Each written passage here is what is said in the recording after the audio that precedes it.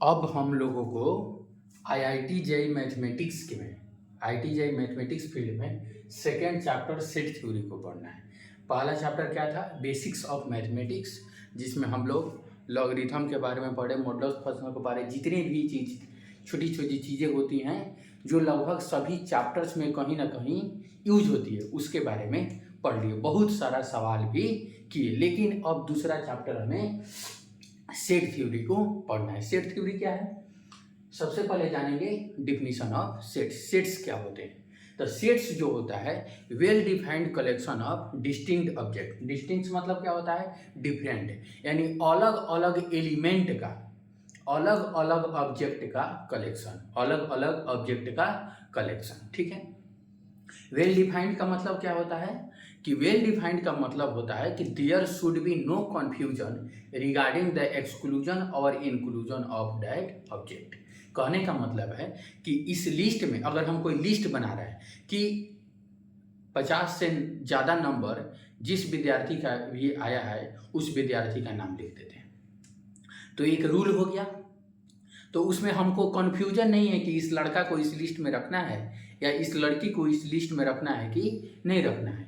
तो एक नियम हो गया। अब हम बोले कि इस क्लास की जो 5 सुंदर लड़कियां हैं उनका नाम बताइए। तो भाई किसी को कोई प्यारा लगता है, किसी को कोई प्यारा लगता है, किसी को कोई सुंदर लगती है, किसी को कोई सुंदर लगती है, तो वहाँ कन्फ्यूजन हो सकता है। लेकिन हम बोले कि वैसी लड़कियां जिनका हाइट 5 फुट से ज़्यादा है, तो वहाँ कोई कन्फ्यूजन नहीं है। जिसका जिसका भी हाइट 5 फुट से ज़्यादा होगा उनका नाम हम लोग क्या करेंगे? उस लीड में रख देंगे।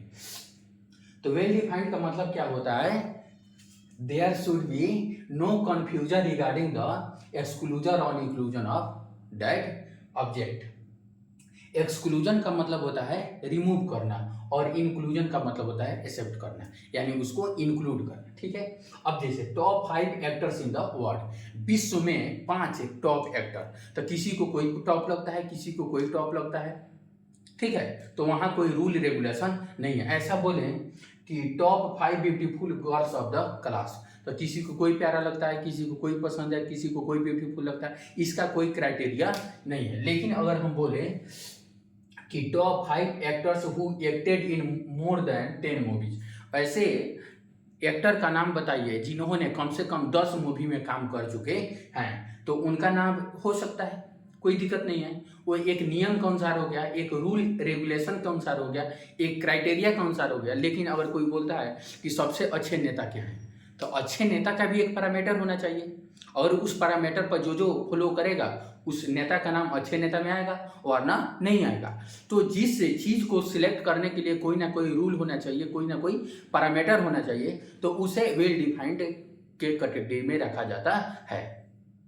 अब क्या करना है? Representation of sets.